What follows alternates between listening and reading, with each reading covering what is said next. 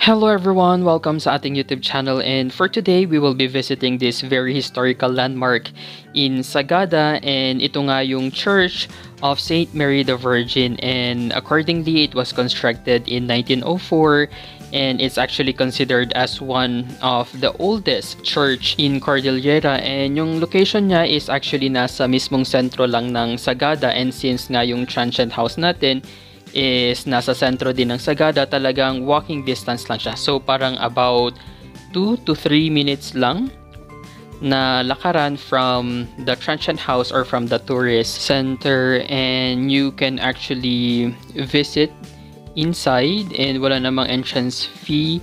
Actually, this is my very first time to visit yung church. Kasi nung nagpunta ako dito before, siguro mga 5 years ago, parang naka-close yung door. And finally nga, we are lucky kasi naka-open yung door ngayon. And so we can really appreciate yung architecture dito nga sa loob. And after visiting the church, we can actually visit yung Eco Valley. So just a few meters away lang talaga siya. So if nasa sentro mismo yung transient house ninyo, you can just simply walk. Pero pag medyo malayo, you have to bring your cars with you. So madami naman silang parking spaces dito, and before nga tayo makapasok sa loob mismo, meron silang ditong parang booth kung saan they will be checking yung ating mga tickets or stubs. And if you are curious kung magkano nga ba yung babayadan, here is a breakdown. So unang-una sa lahat, we need to pay yung tourism fee na 50 pesos sa my tourism office, and we need to remember to keep the receipt kasi in every destination na pupuntahan natin dito sa Sagada, they would be checking that one.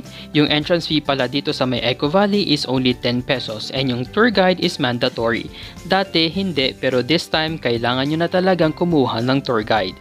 300 pesos for 1 to 10 visitors, 400 pesos naman for 11 visitors, 600 pesos for 12 to 20 visitors, 700 for 21 visitors, 800 for 22 to 30 visitors, 900 for 31 visitors, and 1,000 pesos for 32 to 40 visitors.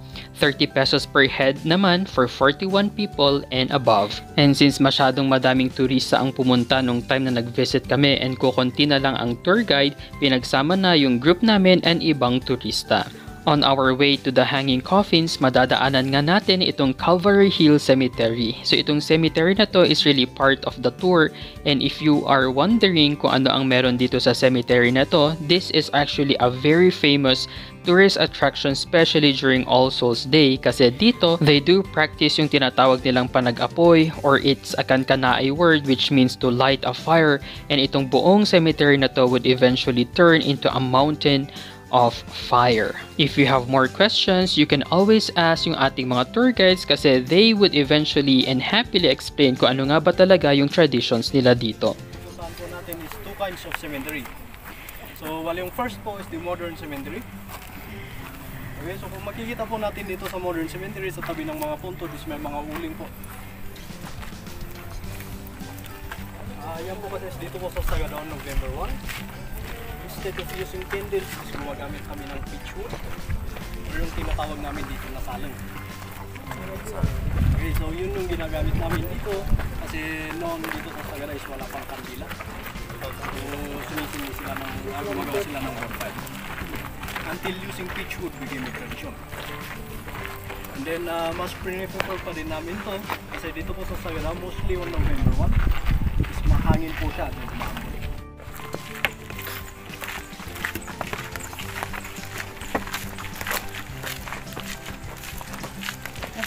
Hindi ay dyan sa mga din. Uy, kakabit ka tayo. Nabayag ka lang hal na yung make it. 7 years naman. Yan. Ako, kung bayad ka. Ay, sinala ka eh.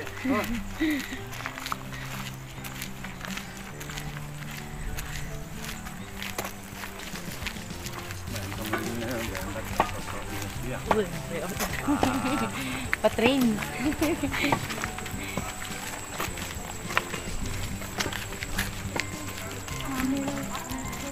Kung damo man tourist every day. Everyday, maraming dami po. Oh! Gagawin na dito mo sana.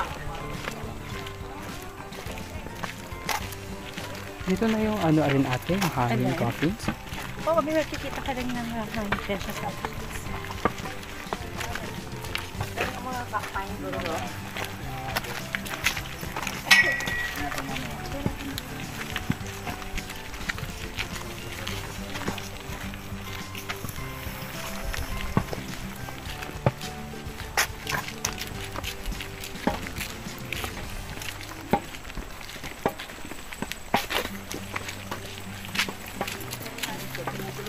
Alam na lang natin. Sa bibing lagayan.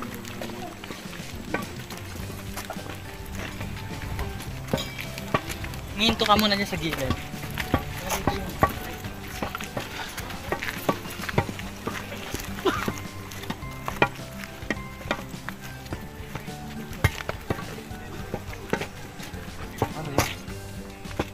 After several minutes of walking, narating na rin namin yung Eco Valley area. Pwede kayong magpa-picture dito pero we decided not to kasi sobrang haba ng pila at wala na kayong masyadong oras. Tinawag siyang Eco Valley kasi pag sumigaw ka, talagang nag-produce ng echo sa area na ito. Dati pwedeng sumigaw sa area na to pero pinagbabawal na siya ngayon as a respect nga sa serenity ng area na ito. Along the way, papunta nga sa hanging coffins, may makikita rin tayo ditong parang cave burial site which is another interesting burial tradition in Sagada. After visiting the burial cave, madaming lakaran pa papaba, papunta nga doon sa ating hanging coffins area. So you need to consider this one, especially if may mga kasama kayong bata and senior citizen.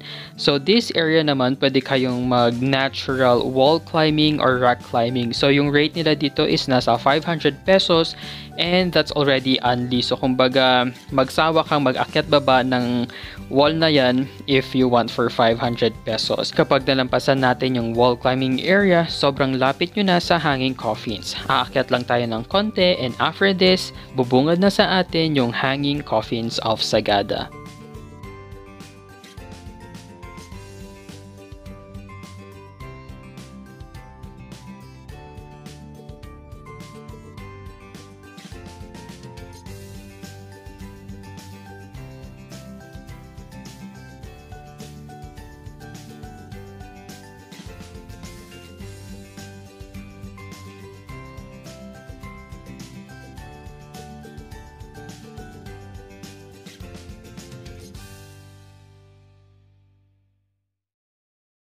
After visiting the hanging coffins, umakyat na rin kami agad kasi nag-start ng umulan. So kung kaninang pababa kami is sobrang init, ngayon naman na pabalik kami is umuulan and nag-start ng lumamig. If you have plans of visiting Eco Valley, I think you need to spend about 2 to 3 hours. Depende na lang kung gaano kayo kabilis umakyat at bumaba papuntang Eco Valley. So yun lang muna for today's vlog and I'll see you in my next vlog kasi i-feature naman natin lahat ng tourist spots na pwede ninyong puntahan dito sa Sagada. Thank you guys for watching and I'll see you in our next destination.